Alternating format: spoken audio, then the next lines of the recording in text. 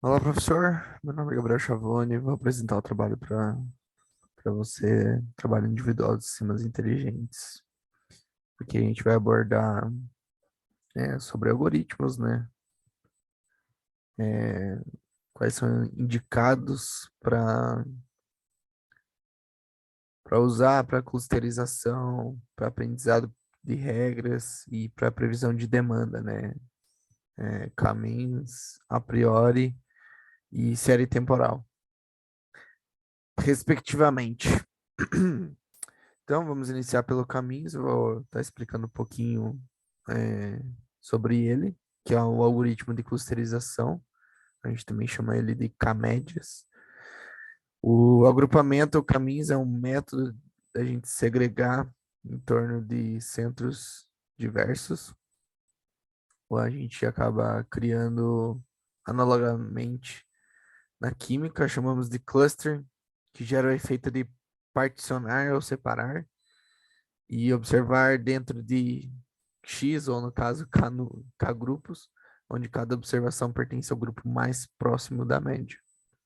Então, se trata de um algoritmo de aprendizado que não é supervisionado, que não precisa de ter inputs de confirmação para avaliar. São utilizados para agrupamento, ele faz a clusterização dos dados de acordo com suas características. Ele é utilizado para diversas tarefas de aprendizado de máquina. Como que funciona o treinamento? Em Python, né? A gente seleciona o valor de K, que a gente define, para saber o número de clusters que a gente vai ter.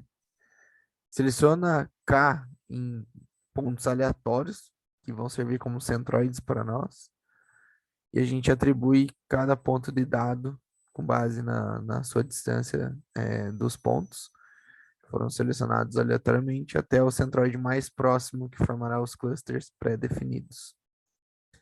Então, aqui que está o momento. Tirar o zoom. Então, em seguida, a gente já pode, lógico, tem todo um processo por trás, onde a gente associa cada cliente a um cluster e deixa mais limpo. E a gente já pode treinar o algoritmo. Então, depois de ter setado isso, a gente encontra os centroides, calcula as médias, a gente encontra os 8 grupos, que foi o nosso N clusters, né, que a gente selecionou. Criamos uma variável e podemos seguir com o treinamento do algoritmo. A gente tem esses resultados e o caminho, a princípio, é isso. O algoritmo a priori é um algoritmo para mineração de conjuntos de itens frequentes e aprendizado de regras de associação em bancos de dados relacionais. O a priori é um dos algoritmos mais utilizados para descoberta de regras de associação. Executa diversas leituras na base de dados e transações, sendo capaz de trabalhar com um grande número de atributos. Então, para implementar o algoritmo, a gente importa as bibliotecas, né? É, esse é o código que cria o modelo a priori. E em seguida de estar treinado, lógico, sempre setando ali os valores, a gente já pode visualizar os resultados dessa forma. O algoritmo de série temporal. Uma série temporal nada mais é do que uma amontoado de observações que foram feitas ao longo do tempo e de forma que as observações que estão ao lado são dependentes e o nosso objetivo é analisar e modelar essa dependência. Então, nós importamos as bibliotecas, treinamos, tá?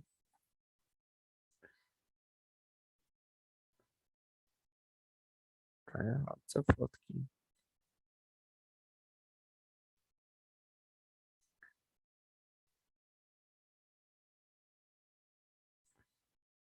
Mas enfim, treinamos, né?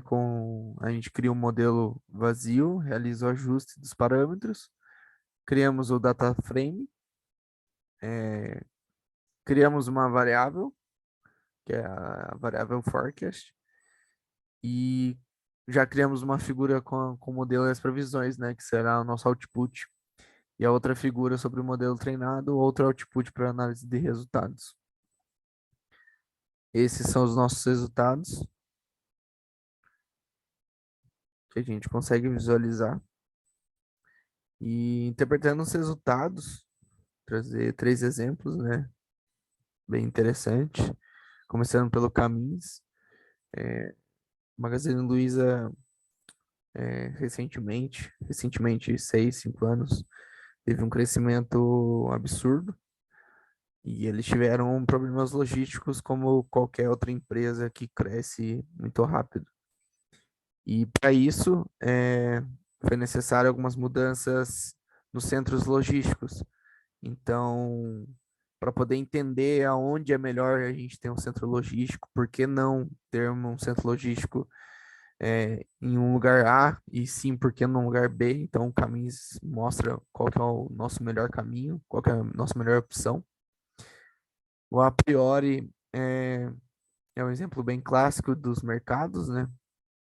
Que precisa entender, às vezes algum mercado está com dificuldade de vender e pensa em redistribuir, melhorar o posicionamento dos produtos de acordo com o setor do produto, né, com a categoria do produto.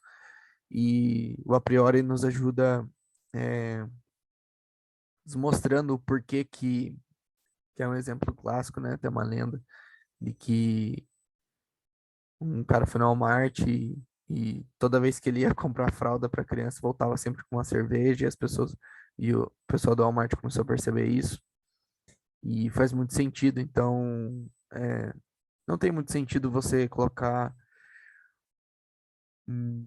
a parte da panificadora ao lado das bebidas alcoólicas.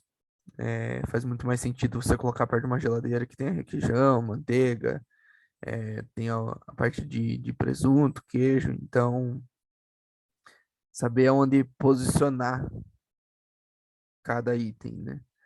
E o série temporal, é, eu penso que serve muito para empresas que pretendem implementar melhorias, que possuem um custo muito elevado, que possuem um risco muito alto, e para tentar entender, às vezes a série temporal pode dar um panorama de como seria com essa melhoria implantada, como seria sem essa melhoria.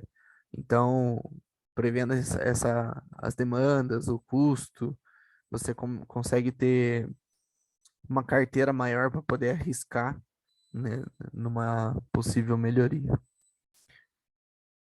Da minha parte é isso, professor. Muito obrigado.